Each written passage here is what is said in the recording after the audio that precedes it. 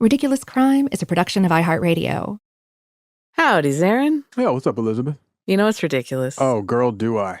Okay, so there's this movie called The Conqueror. I'm not sure, you've ever heard of it? No. Okay, so it stars John Wayne as Mongolian conqueror Genghis Khan. Oh, I've actually seen that. Yeah, okay. Yeah. So it's like a 1959 movie. It is known as the deadliest movie ever. It's terrible. Oh, yeah, it is definitely bad. Do you know why it was also deadliest? No, why? Well, they filmed it in Nevada. That was supposed to be the desert that was supposed to take place for Central Asia.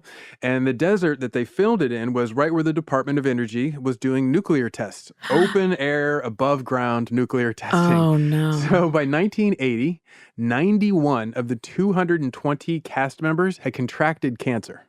What? Yeah. And then 46 of them died. This includes Agnes Moorehead from Bewitched fame, Right. John Wayne, obviously, Susan Hayward, a bunch of the stars of the film. Wow. It's considered the deadliest film ever because they filmed on a nuclear testing site. And he also did the same thing with She Wore a Yellow Ribbon, apparently. But is that maybe sort of bad mojo from doing Yellowface? That's what I'm just saying is it was a cursed film all the way around. It's bad. It was a bad ridiculous idea for a film and a ridiculous place to shoot a film and a terrible recovery of what happened after. That's crazy. Yeah. That is, you know what that is? Straight up ridiculous. Yeah, that's ridiculous. You know what else is ridiculous? Oh, you got one for me? Mm-hmm. Oh, hit me with it. Bad wigs. Uh-huh. Getting drunk and wearing bad wigs. Okay, my jam. Getting drunk and wearing bad wigs and robbing banks. I have yet to do this.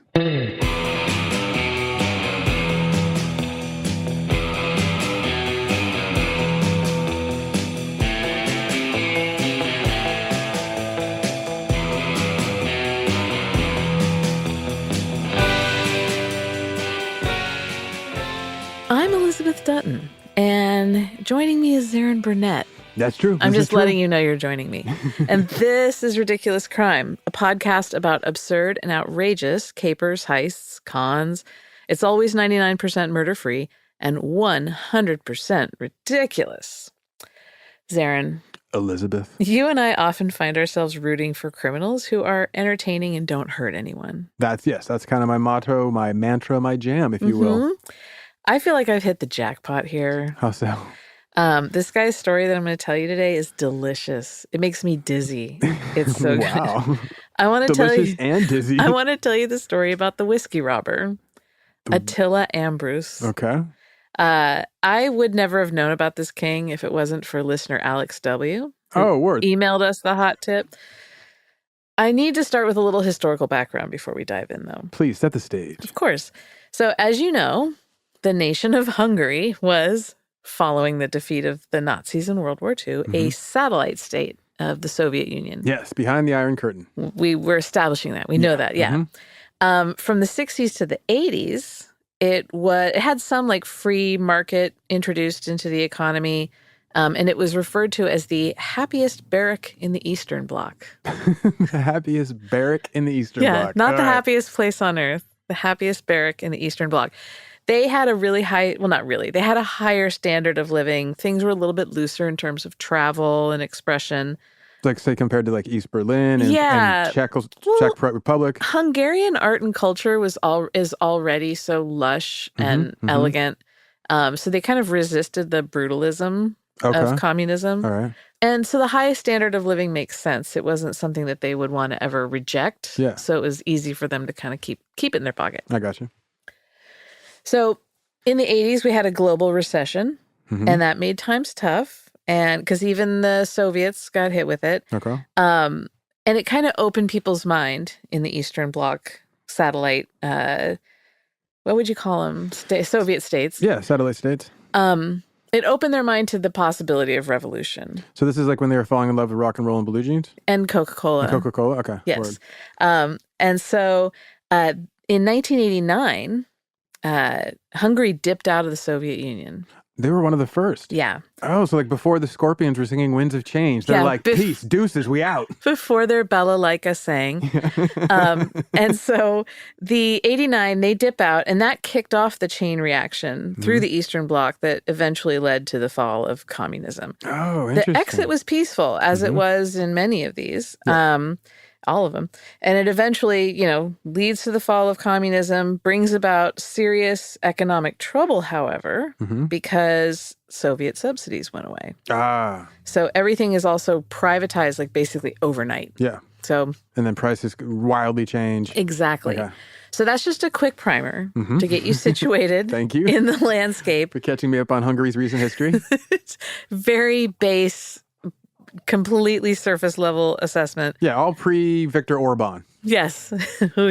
And so this brings us to Attila Ambrus, the whiskey robber. Word.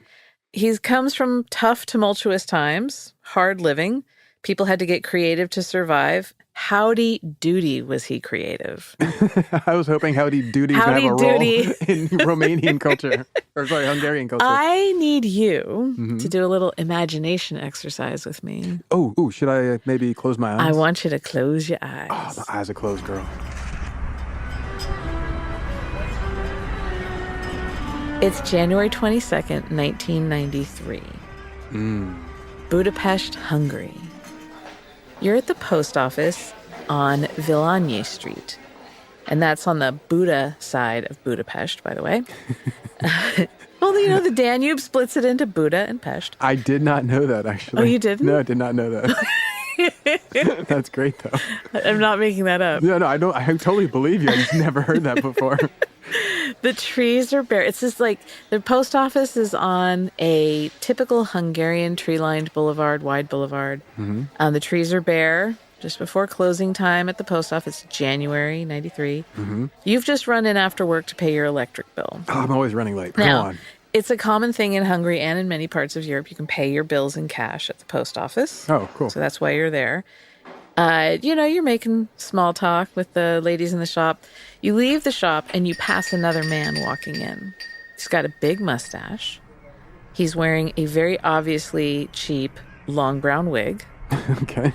And, who are you to judge? Yeah, no. Just let him do his thing. Maybe he had an accident. You're wearing ladies' panties under your corduroy pants, so I don't judge. Who's to say? And I'm wearing kids' socks. They don't even fit. They're just crushed on up your in the toe. in the front of my shoe. So there you are. He's got the wig on. He's also wearing like a bright red pointy ski hat that has ear flaps. Okay. And it's cold. We'll give him that. You look down at his feet. They're enormous. Like clown feet? Yeah. But then you notice when he's walking, it's not that his feet are enormous. The shoes are enormous. Okay. And they're way too big, and he reeks of whiskey as he walks by. So, you're just a responsible guy paying your bill. You look over at an old man or an old, man walking by, and you kind of raise your eyebrows at him. And then you pull your collar up on your coat, and you just go off into the cold Hungarian evening. As one does. Yeah. Now, this guy, he gets to the door of the shop, and this bewigged man, he tries to enter, but a woman who works there stops him. And she says, "Look, we're closed. You got to come back." He said, "No, I got to send a letter to my girlfriend. I have to do it." "Nope, got to come back Monday morning." Because it's a Friday evening. Got to come back Monday morning. He pushes her aside and enters the post office. From his coat pocket, he produces a small toy gun and he raises it into the air. "This is an armed robbery." Now, the cashier just stares at him. She's annoyed. Because A, she can see it's a toy gun. Like it's like yellow? Yeah. Okay. It's like a squirt gun. Okay. And actually it was a cap gun. Oh, so it kind of looks, but she can tell. I mean, she's the size of been a cap around gun. the block. She's, and he's totally drunk. So she's just like, "Are you for real right now?" Yeah, you're seeing three of me. I'm not worried. This is what you do? Shoves her out of the way, nearly tripping over his clown shoes, goes behind the counter. And another woman who works there says, "Why are you doing this?" And he says, "Shut up, please." The instant regret. Yeah. And so then what does he do? He pulls a Joe Camel duffel bag out of his coat pocket and empties the contents of the register into it. Out of his coat pocket. Yeah. I like it. And then he demands that these women open the safe. And they do. And it's empty. The post office. Yeah. Okay. So the man turns and he just runs from the shop. And he stops only to pull a combination lock out of his pocket. There are so many things in his pockets. Apparently. And he locks the door to the store from the outside and takes off. How he's running in these shoes, I don't know. He's sprinting down the road in the giant shoes. He rips off his hat and his wig, tosses them in a trash can. He pulls a disposable razor out of his endless coat pocket, spits into his hand, and rubs it on his lip. And he proceeds to shave his mustache While he's running? while running down the street. This is just This is amazing. I'm imagining the Benny Hill music playing in the background, or banjo scramble. I'm imagining James Brown. So he makes it all the way to his apartment, locks the door behind him, empties the contents of the Joe Camel bag onto the kitchen table. It's 548,000 forints, which is about $6,000. Okay. Yeah. Not bad. Attila Ambrus has just committed his first robbery. That was his first. That was baby's first robbery. How did we get here? How did he become this desperate, ridiculous criminal? Slap, running down the street. So here's a little bio. Attila, born 67, Okay. in a tiny village outside of a small town called Csíksérdra. Being named Attila in Hungary in 1967, that's baller. That's a very common name. I mean, I know, but still, just keeping it traditional he's a like that. Hun. Yeah, I know. The Hun. He's like the Hun. The Hun of Huns. Csíksérdra is a tiny little village in Transylvania. And he lives in a smaller village outside this town. Okay.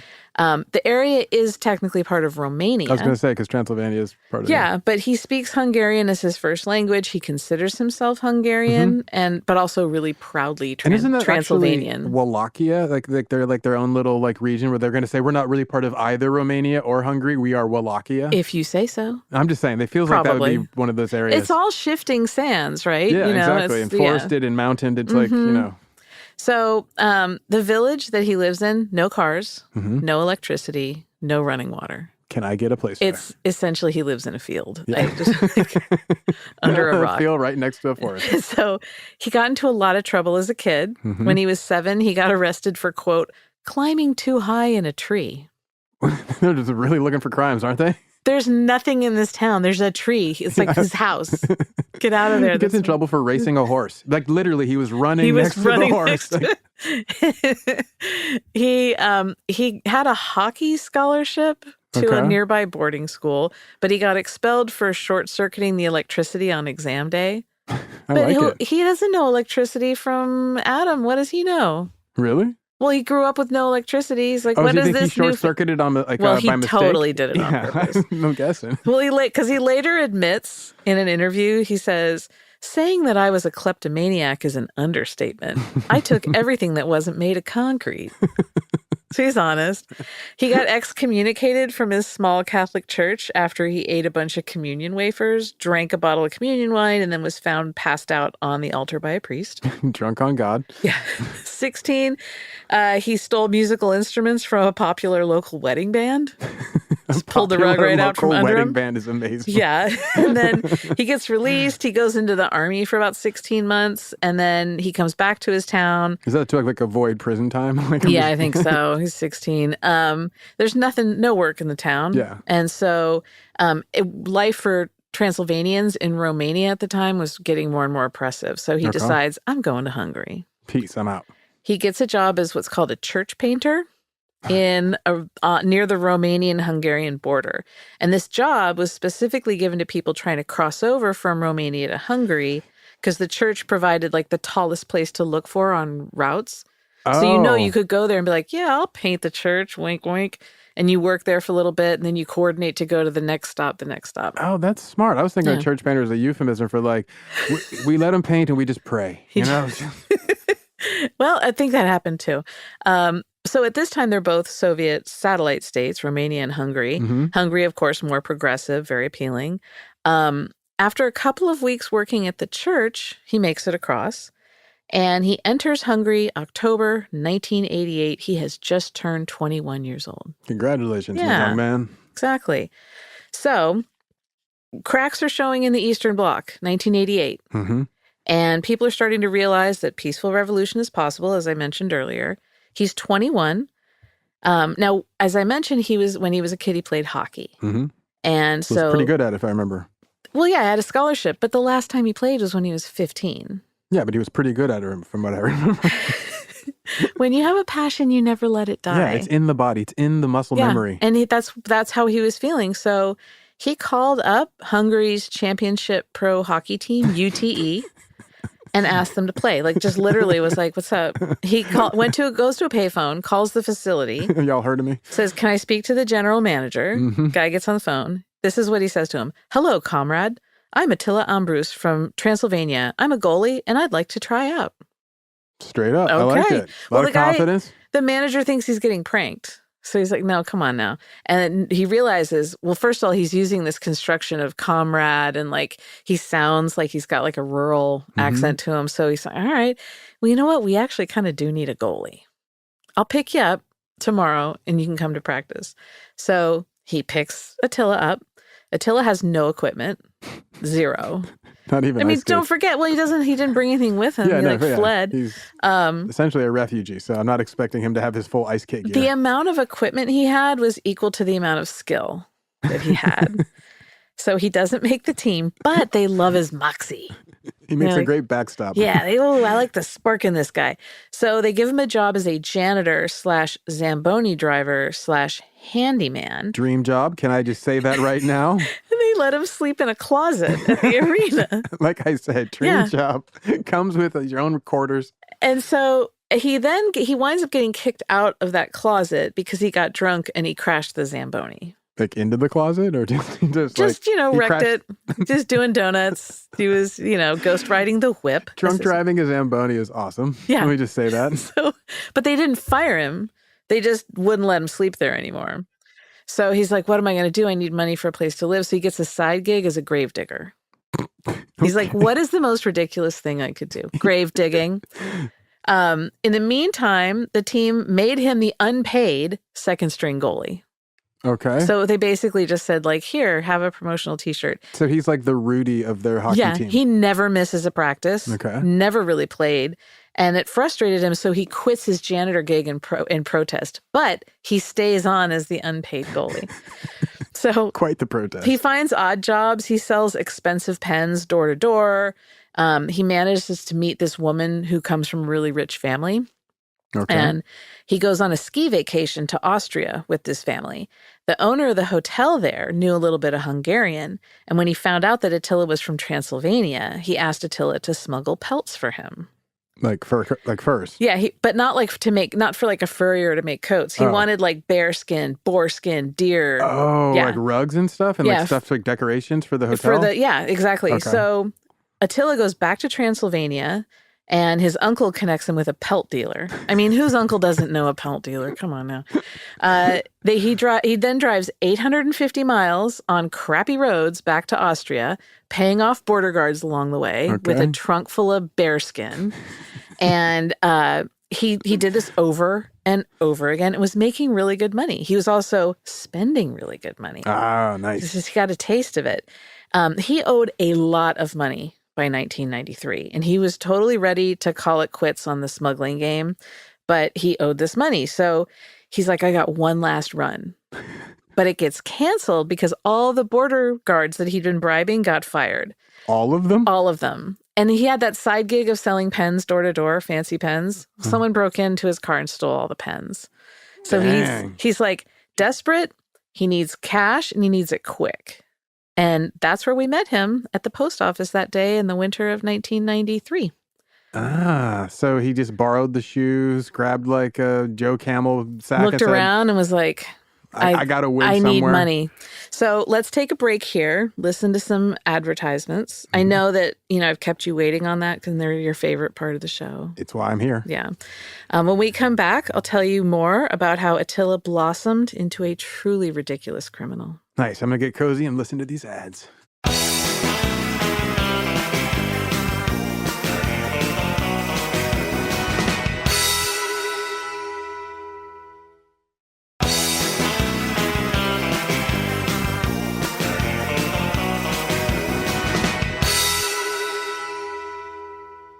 Okay, so when we last met, I was talking about Attila Ambrus, Attila the Ambrus. Attila the Ambrus, and he had a bunch of debt that he had to pay off because he'd had crazy living due to his pelt smuggling. Living high on that fur money. And he robbed a post office with a Joe Camel bag and a fright wig and clown shoes. So he stole enough in that heist to pay off his debts. But you know what? he's not going to give up his lifestyle. Ah. He wants more. So a couple months later, he hits another post office. Naturally, it worked the first time. No weapons. No weapons, just bluster. Yeah. Yeah, he's just all bravado. And from there, he moves on to travel agents. He's hitting cash businesses at this point. Interesting. I would have never thought travel agents. I know. Well, here's the thing. He targets one, May 93. He went to a travel agent to rob it specifically because he was mad at travel agencies. And that's because he'd taken this trip to Tunisia and they messed it up. And he was just like, you know what? All of you guys. Your whole industry. A pox on your house. Bunch of scam artists. Yeah. So he's like, can't really remember where the one was that sold him the bum ticket. So he's like, well, there's a travel agent. Good enough. Slap him.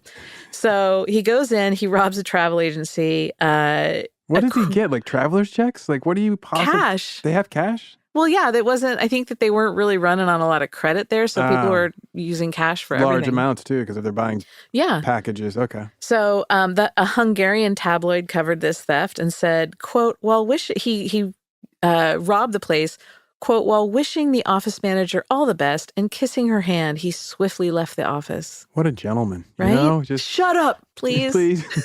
But Can I have the money, my darling? I'm begging you. So he gets away with $12,500. Okay, so he's doubling what he got the pulling first cash. time. June 93, next month, he robs his first bank. Graduated. $31,000. Oh, look at this. Yeah. Every time going up. August 93, he robs another post office with a fellow Transylvanian hockey teammate as his accomplice. He's like, hey, bud.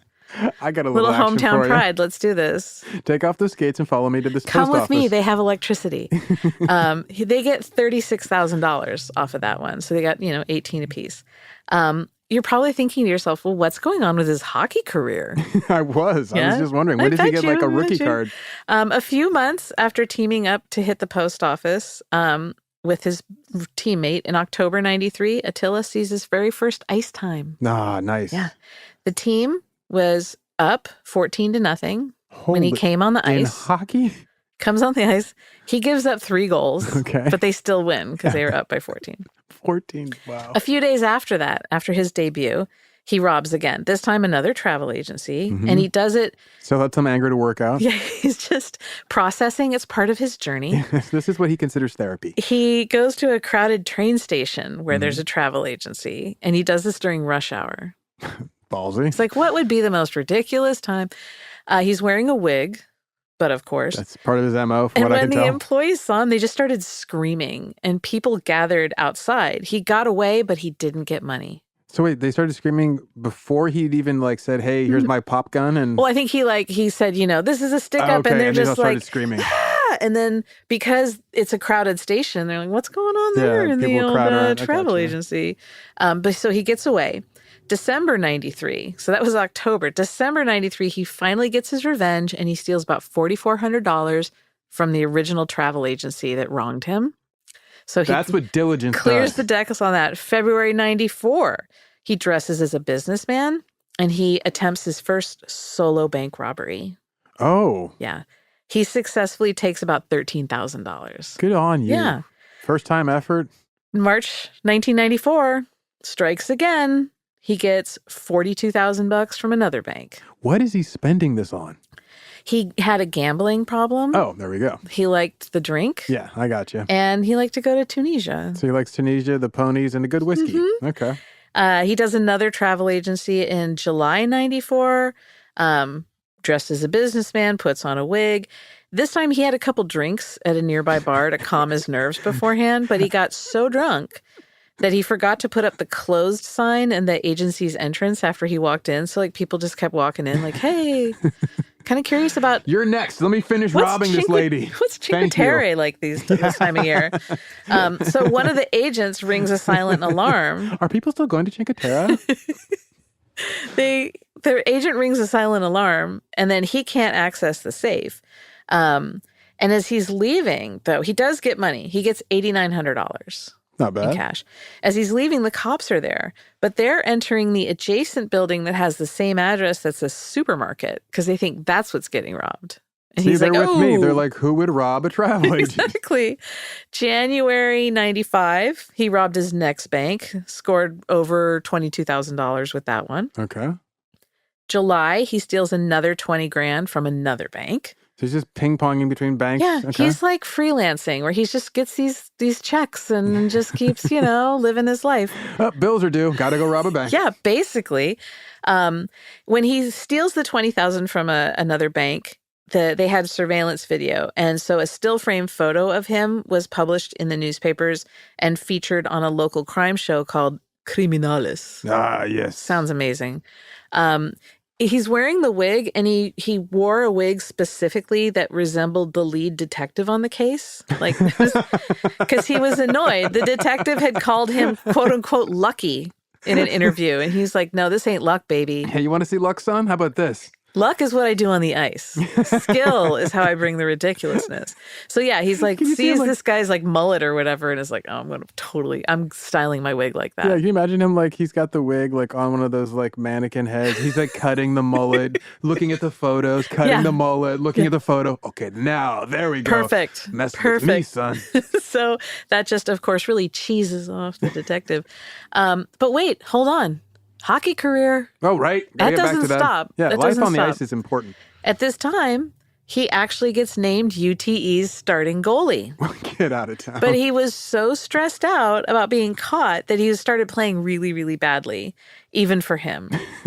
In a 6-game stretch, yes, he gave up 88 goals. What the hell? That's impossible. That's like seasons amount of goal giving. Like, I could do better than I would just lay across in front of the net and just take my hits. You could just go back and forth, post to post, and do a better job blocking. Yeah. Just a random luck would do better. He gave up 23 goals in one game. How many did he score on his own? Just like, no, I'll just knock this one, and I'm tired of moving around. I bet that some of them were. It's like, I need a break. Go ahead, score. So he leads his team to a 0-23 loss. Oh my God. But let's get back to the criming, right? It's just a little time out on that one. March 96, Attila robs another post office, gets around $62,000. I'm just glad he's good at something. Now, back at UTE, at the team, they have a new coach, and he has a kid. The kid's name is Gabby, Gabby Orban. Ah, like Victor. So Gabby is the son of the new coach. He's also a teammate because apparently if you're related, get out there on the ice. They've been hanging around Attila because Attila's got money. Yeah, he's fun, charismatic. Like, they don't make money on this team. Like, they make pennies. He's like, what, I want to hang out with this dude. He befriends him, and then in the summer of 96, Attila finally relents and is like, all right, let me tell you my secret. My secret to success. Wigs. And so they're like, let's do this. And there was a montage in music, and they ran through the streets buying wigs. Shows him his wig collection. Draws back the curtain. Giant shoes. In August, they robbed a post office together. So beautiful. Such a meet cute. I love this. Now, in this case, Attila was pretty drunk by the time they arrived at the post office. I like that, like, whiskey is his Dumbo's feather. He's like, I want to be a bank robber. I just don't believe in me. Give me a couple of whiskeys. I got this. Well, he shows up drunk, and an employee recognizes him immediately and is also like, you guys, it's a warm, sunny day. It's a little suspicious that you have raincoats on. So these two drunks in raincoats, not 3 boys in one raincoat, 2 drunks in each in their own. This is a stick up. So the employee calls the cops and it's like, we got the whiskey robber up in here. And he's talking about his goaltending. The operator thinks it's a joke. When they're like, help, we have the whiskey robber in this post office. She's like, yeah, you do. Okay. So she tells the employee, look, if you want to be serious, call back, and hangs up on the employee. Well, at the same time, Attila and Gabby are like, everybody away from the phones, everybody in the corner. This is a stick up. So the phone starts ringing and no one answers. And instead of being like, oh, snap, I think there's something afoot at the post office. The operator's like, meh, nothing going on there. Like I said. Must be busy. Yeah, if it was real, you would call back. Yeah. Won't even answer the phone. They ain't got nobody there. Come on now. Attila and Gabby get away with $34,000 in that case. And it was after this incident that the press gave Attila the nickname the Whiskey Robber. So I guess before they're like, it was the drunk. Just now coincidental. Yeah, the guy with the wig and the drink. And so he gets that name because like bars that are near the robberies are reporting a disguised man downing drinks right before the thefts take place. And they're like, there's this guy wearing a wig. He came in. He had a bunch of whiskey. I don't want to be judgy, but, And he's not showing up sober to these bars. Yeah, I'm imagining So that's another that. reason he's drawing attention to himself, because he rolls up having pre-partied with the Joe Camel bag at home and then is just like getting loose at the bar. He just needs a couple to top off his energy. Yeah. So now he's referred to as the Whiskey Robber. He's high profile, baby. Got a nickname. Yeah. So September 96, the dynamic duo, the gruesome twosome, they robbed a bank and took just about 50 grand from a bank. They're doing numbers. Yeah, Gabby's getting pretty good. Yeah. November, they rob another bank. Okay. It's getting boring at this point. It's old hat. They dressed, for this robbery, they dressed in wigs and trench coats. Gotta mix it up, keep it fresh. Well, he can't. Attila wearing a wig, wearing a trench coat, drunk as a skunk. Just as they're about to begin this robbery, Attila realizes that he forgot to bring a bag to put the money in. He doesn't have his Joe Camel bag. My lucky Joe Camel Doesn't bag. even have anything. So he's like, hold on. He runs to a nearby supermarket and he buys a loaf of bread and they put it in a bag for him. And then he runs back to the bank he's robbing. He goes in, they rob the bank, get 90 grand, put it in the bag, and he leaves the bread in the safe. I'll exchange bread for bread. Even trade.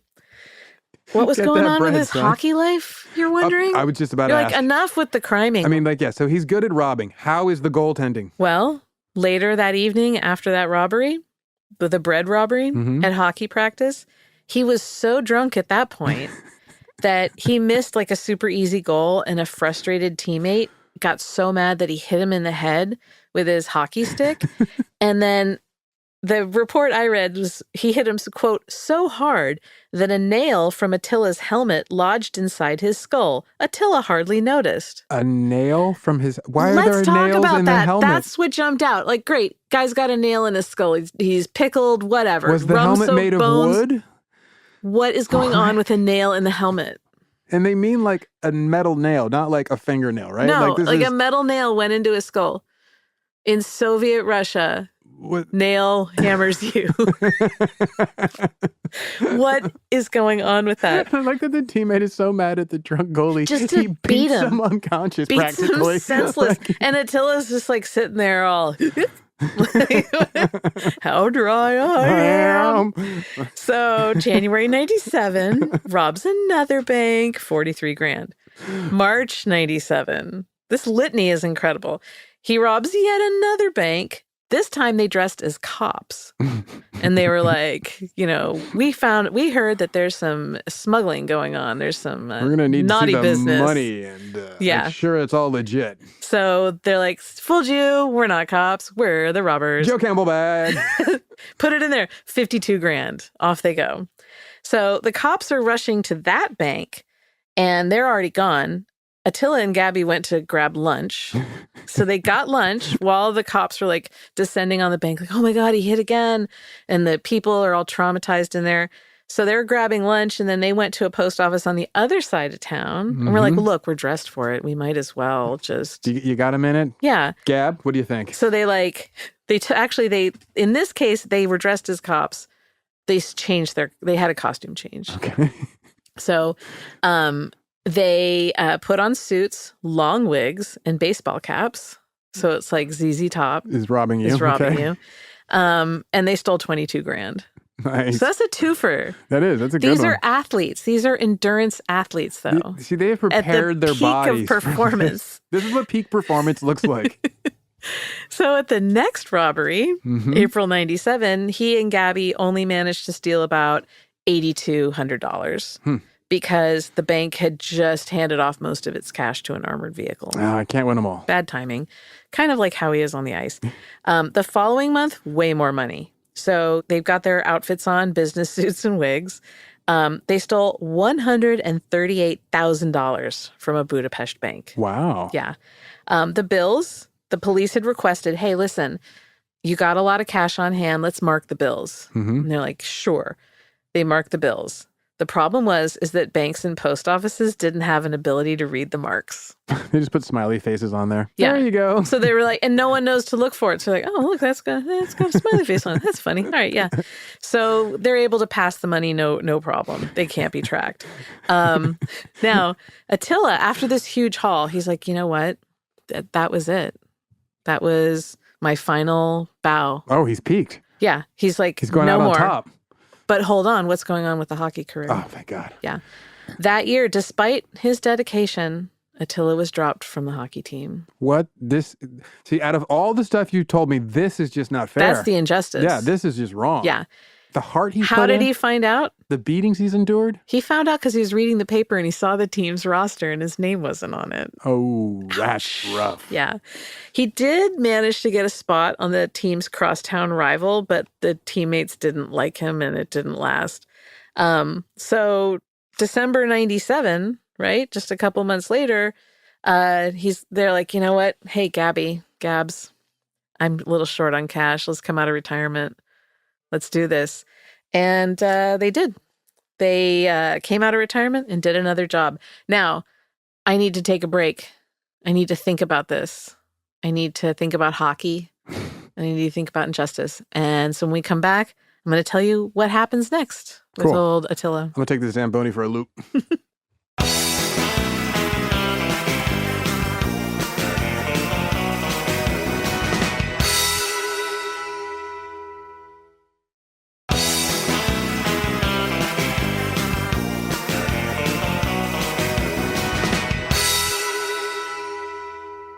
Okay.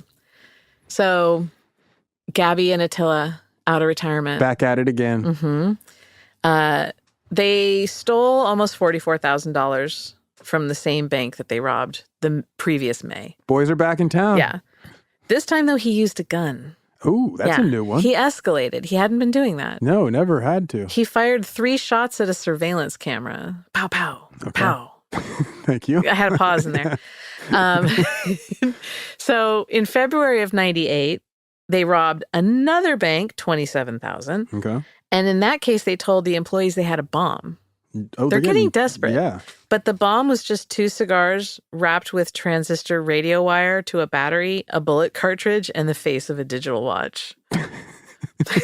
It's a bomb. Lord, trust me. Don't on this touch one. it. It's fine. It's a bomb. Just don't check. Don't check, guys. Don't check. The next month, they robbed another bank. Okay. But Attila... This time they used a tank? What did they graduate to now? This now? time he's wearing this long wool coat. Carrying a bazooka? He's wearing a blonde wig and a beret. Oh. Mixing it up. Going glasses. continental. Okay. He went glasses. But he was really distracted because he'd recently broken up with his girlfriend. Oh, that's a shame. It was an emotional She time was probably for him. upset of him getting dropped from the hockey team. Stealing the wigs. All the wigs. He's wearing all her wigs. So because he's so distracted, he takes a lot longer than the 3 minutes that they usually allotted. And by the time they left, the entrance outside was surrounded by a group of, who do you think? I'm going to go with Jehovah's Witnesses. No. Okay, wait, a second guess. Canadian tourists there for a whiskey-a-thon. So close. Damn. Vegetable vendors. Greengrocers. So there's this to-do going on, and all the nearby vegetable vendors surround the outside, and they're like, we're going to apprehend the whiskey robber. So you got a bunch This of pickle peddlers and cucumber pushers trying to chase you down? The cops are closing in. Attila, he's got the gun. He runs out and he shoots twice into the air and then starts running, and all the vendors are chasing him. They chased the man who fired the gun in the air. I like this. Well, and the guy in a heavy coat, blonde wig, beret, and glasses. It's like a Wes Anderson scene. Exactly. Totally. Pow, pow, and all the greengrocers follow him. And then everyone goes running by. Like, I can see the shot. Well, a cop starts chasing him too. And then... Was it Ed Norton as the cop? Yes, it was. And then Attila carjacks someone and takes the car. They go on a high-speed chase. The car's windows get shot out. Oh, wow. It's like American style. He escaped, though. Oh, I had no doubt. $23,000. Nice. Give or take. How did Gabby do? I don't know what happened to Gabby. I guess Gabby went with him. Okay, I was just wondering. Gabby was in the wind on this one. Okay. It was good.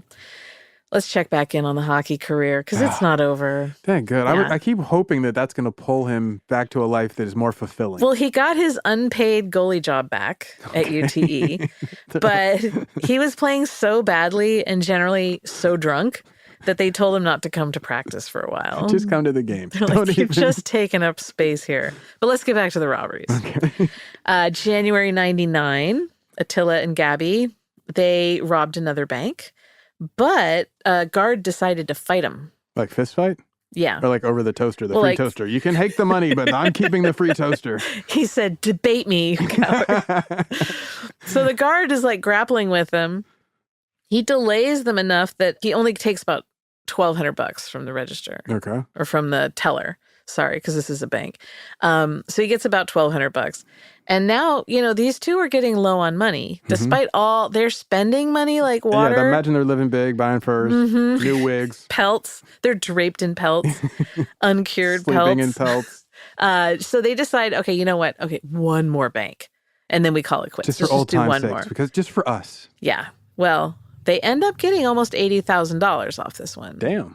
But they took so long to do it in there that the cops were like... They wanted the moment to last. Yeah. The cops were on their way. The cops were almost there. Attila got away. Gabby did not. Yeah. And the coach knows who hangs out with his boy. Yeah. Attila doesn't know where Gabby is, but he knows he doesn't have a lot of time, so he makes a break for it. And so he gets home. He decides he's going to leave the country or just, go to the mattresses, as they say, yeah, right? Yes, that's what they do say. Help me check my criminal lexicon. Yes. So who does he take with him when he goes on the run? I don't know, the enforcer from the hockey team? He took his Burmese mountain dog named Don. I was close. Named Don. Don. Don, the Burmese dog.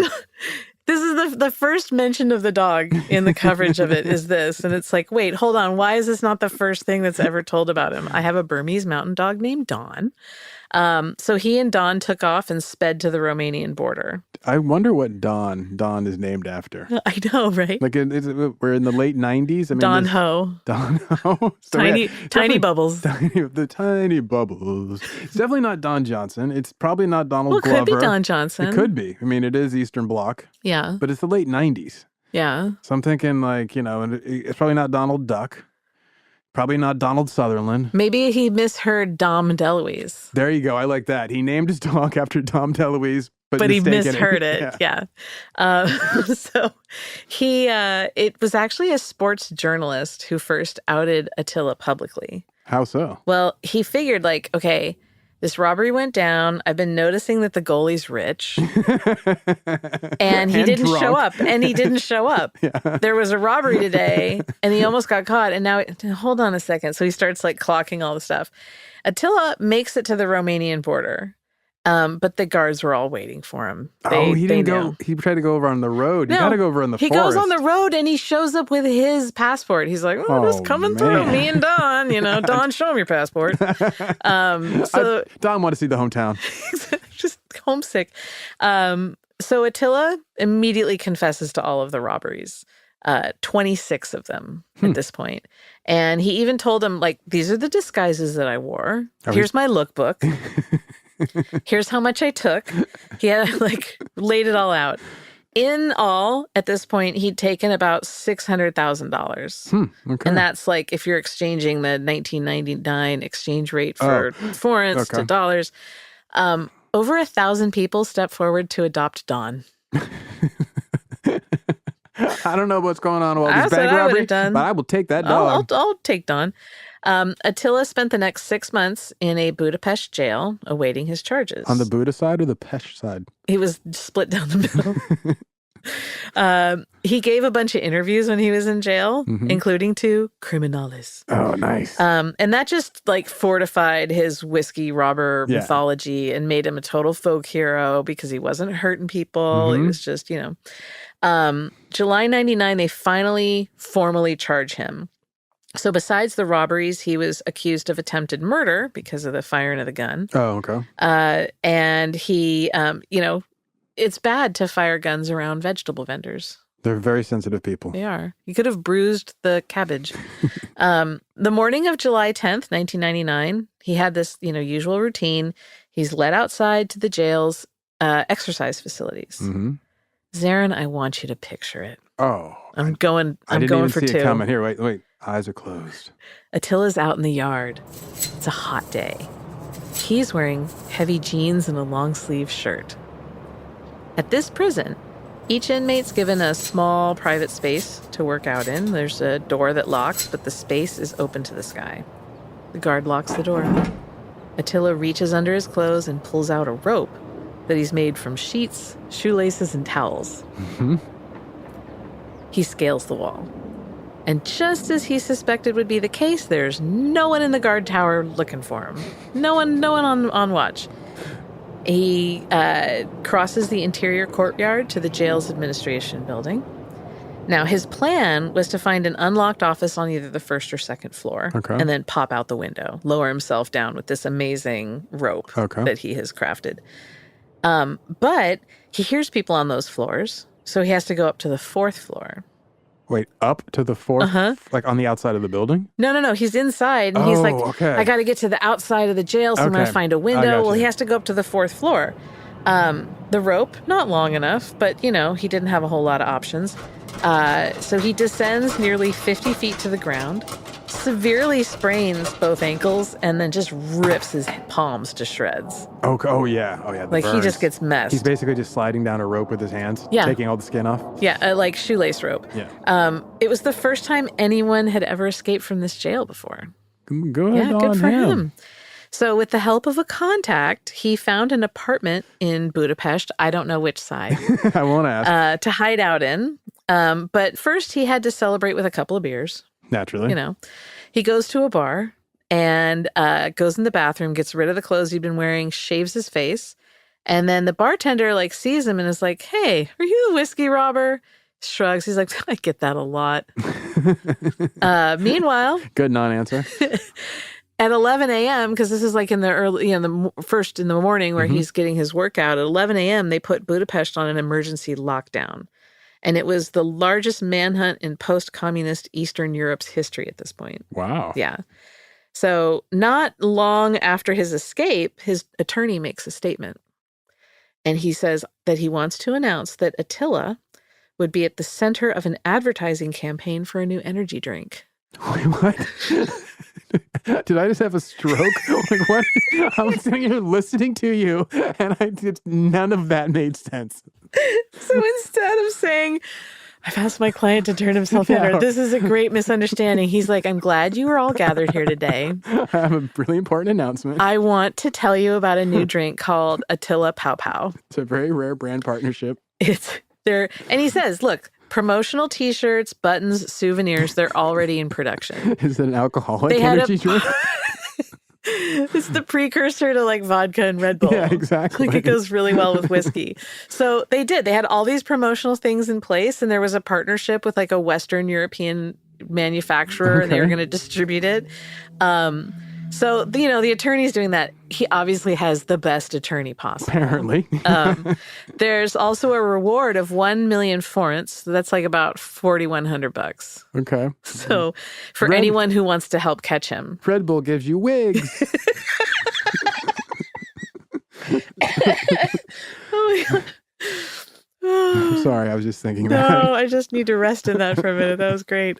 So there's this 1 million forints reward, right? For any help in catching him. Hungarians uninterested. They're like, we're not helping you with this. Look what you botched this up. Do I look like a snitch? Yeah. Why you got to insult me? They're chugging their Attila juice and just looking look somewhere else, pal. Attila calculated that he'd need between $85,000 and $110,000 to start a new life somewhere else. And he was considering Brazil. Always a good choice. Right. Argentina, maybe. So he didn't have that kind of money. So what does he do? Steals it? Yeah. Nice. Yeah. End of July of 99, he robs a bank. So he's on the run. He robs a bank. That's the best time to rob a bank. And my favorite is that he's like, okay, everyone knows who I am. I need this money.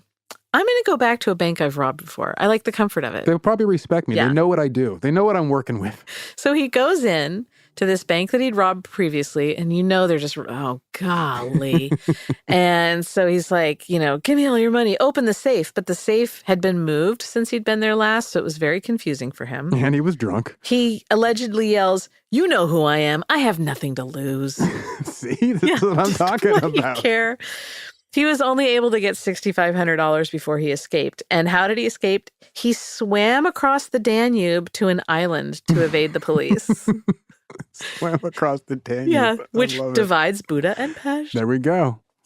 September 99, does it again. He buys a moped. Okay. And he drives the moped to the bank. But he's hammered. He drank an entire bottle of whiskey. And he was so drunk that when he walked in, the tellers started laughing at him. His wig's all cocked and sideways. He's drooling and he's like, can only keep one eye open. He's like, guys, listen. I love you guys so much. I need the money. For real. No, give me the money, please. I love you guys. He only got $960 out of this one. And the cops were like, that's less than the price of the scooter that you forgot in the parking lot and that you left your helmet on. He left the keys in the moped. And your ID in. Everything. He left the moped, keys, helmet, whatever. So he gets less than that's worth. So he's like, all right, October rolls around. I'm going to try it again. Different bank. He wears a baseball hat, a jacket, and brand new loafers. Ooh. It's like your first day of school. You just want to get fitted. The shoes, though, they sliced the back of his ankles so badly that he had to abort the mission. He went back to his apartment and he had to let his feet heal. What kind of He's just like got his tootsies in some ice and he's like, I should have broken these in. Really? I didn't think this through. He probably forgot to like sand down, roughen up the soles too. These loafers, he's sliding around. He's walking around his house in his ice skates. Rookie mistake. It's the only shoes that fit and don't hurt. A week later, he gives himself a week to rest up. October 18th, he gets drunk. He enters a bank. There are about 15 customers. Enters a bank. There are about 15 customers in there. He forgets again to put the close sign on the door. So by the time the robbery's in progress, 40 new people have entered. He's just in there singing, closing time, time to give me all the money you got. That deserves an arrest. It took him 16 minutes. That's a long time. Oh, that's mad long. But he got $220,000. He got away? Yeah. Well, kind of. Yeah. He leaves right when the cops are getting there, and they would have gotten there sooner, but the two separate police cars got in unrelated accidents on the way over. This is amazing. And so he gets out the back. He's outside. He's running. He's looking for a place to hide. He jumps into a nearby backyard. He jumps the fence, but he falls head first over the fence. Ooh. And he breaks 2 of his fingers and knocks himself unconscious. So he spent the night in the yard. And the next morning, he gets back. Wakes up. He's like, oh, boy. He's there in the backyard, unconscious with $220,000 in a bag. Yes. And like a dog looks up, sniffs on him, pees on him, goes back inside. Wes Anderson could never. He goes back to his apartment. And the next morning, he thought he got away with it, but in the whole kerfluffle, he dropped his phone card. And police were able to trace a call to his Transylvanian apartment owner, who was in the process of getting Attila a new passport, and they figured out where he was hiding. So October 27th, 1999, Attila's cooking his friend a thank you dinner. Thank you for being a friend. And the Budapest police arrive. They arrest him. He had been on the lam for 109 days at this point. Nice. Yeah. And so in all, over the course of 6 years, he committed 29 successful robberies, 1 unsuccessful. He stole around 1.9 million forints, which is about $840,000 in the 1999 exchange rate, and today would be almost $1.5 million. Doing all that drunk. Yeah. Like other bank robbers just must hear this story and just hang their heads. He like, was just I'm not consistent. Even trying. It was like trying to get on the hockey team. He's consistent. Yeah, He's just going to keep hammering at it. He just showed up. 99% of success or 90% of success, showing up. Yeah. So, but here he gets arrested. They're not going to put him back in the jail. Instead, they housed him in a government building, quote, in a special all-glass cage built 5 years earlier for the country's most notorious serial killer, Magda Marinko, a convicted butcher of 4. Wow. So they actually put him in like a life-size whiskey bottle. They put him in like a Bond villain cube. Yeah, that's what I'm imagining. Like, Or a life-size whiskey. They poured him on in. He's licking the bottom of it. He was charged with 65 counts of robbery. He was charged with attempted murder. He was charged with violations of personal freedom for the people that he temporarily held against their will. Was he charged with abuse of a greengrocer? Yes. He pled guilty to all the robberies. And he was mad, though. He was mad about attempted murder. He's like, I didn't aim that at anybody. Come on it was now. just, Only one I've attempted to murder is me with all this booze. Right? His liver's all, help.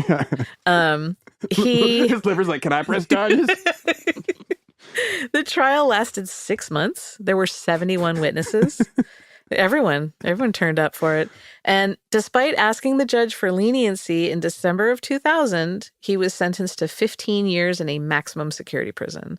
And that's more than, at that point, what murderers were getting. Yeah. He was acquitted on the attempted murder charges, but found guilty on 46 robbery charges. The prosecution and the defense both appealed to the Hungarian Supreme Court. Like, no one's happy here. There are no winners. The court, they agree. The prosecution's appealing, yeah. Damn it, give me another shot. Well, I guess because they wanted the attempted murder. Yeah, the court was totally. like, you know what? No, we're going to acquit him of the attempted murder, but let's put 2 more years on this. Just for fun. Just let him stew. He won't notice he's drunk. He got out of prison in January of 2012. Welcome back. And he is going to hunt me down. And he was released early for good behavior. And today, he's a wig maker. He works in ceramics. That was close. Darn. He learned how to, throw pottery in prison. Okay. He sells his pottery at art fairs and around Hungary, and he does workshops. He's also on Instagram. Oh, man. Is he on Etsy? Can I get some of his work? Well, you can buy his stuff through Instagram. Oh, okay. His handle is at THE_REAL_VISZKIS. The real Vix? The real Viz, I don't know. Okay. I'm not smart enough to know how to say the last word. You can buy his wares. I want a mug. He does these ceramic fake whiskey bottles. Oh, yes. Yeah, Does he sign them? Can I get like a custom piece? I bet. What's your ridiculous takeaway on this? Oh, man. My ridiculous takeaway. Look what, a wig can do for a man's confidence. This, you put him on a hockey ice, couldn't even stand up. You give him a wig, all of a sudden, the Just heart comes out. And he's like, you know what? Suddenly now I can do the crimes that I've only dreamed of. It's like Samson. Yeah, exactly. So, if you care about a man who's having a little bit of a problem, maybe get him a wig. Get him a fright wig. Yeah, let him have see if a that little helps. fun. Mix it up, not just one wig. And if that doesn't work, get him some whiskey. Let's just try it all. I think Attila is the apex ridiculous criminal so far in our young show. Really? Well, he doesn't hurt people. Okay. He dons silly disguises. Okay. He does stuff like rob the same place twice or rob a place because they messed up his travel arrangements. Yes. He has a ridiculously unhealthy relationship with alcohol. Yes. He can't play hockey, but somehow also plays it professionally. Yes. He is the living embodiment of my grandma's advice of act like you know. Yes. And he just bungles his way to success. Plus, he gets extra points for owning a dog and naming that dog Don. Because human names for dogs, that's the way to go. You've made your case. Thank you. That's my takeaway. That's excellent. All right. I'm done here. I'm over here sweating. Just dripping. Delicious, right? Are you dizzy? Oh my, dizzy, delicious, and drunk. He's amazing. Thank you. Thank you. Thank you all. Thank you. Thanks you to the Academy. That's it. So you can find us online at Ridiculous Crime on both Twitter and Instagram.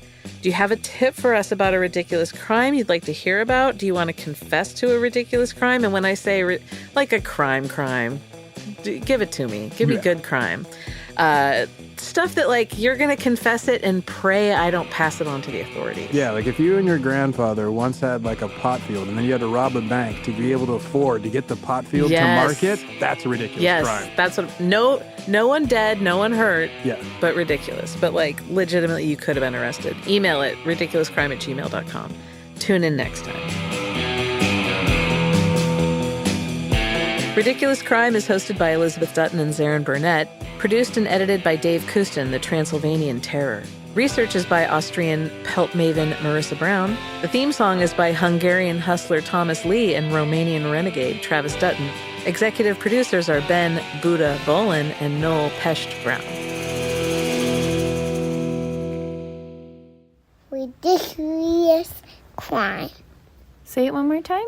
Ridiculous crime. Ridiculous Crime is a production of iHeartRadio. For more podcasts from iHeartRadio, visit the iHeartRadio app, Apple Podcasts, or wherever you listen to your favorite shows.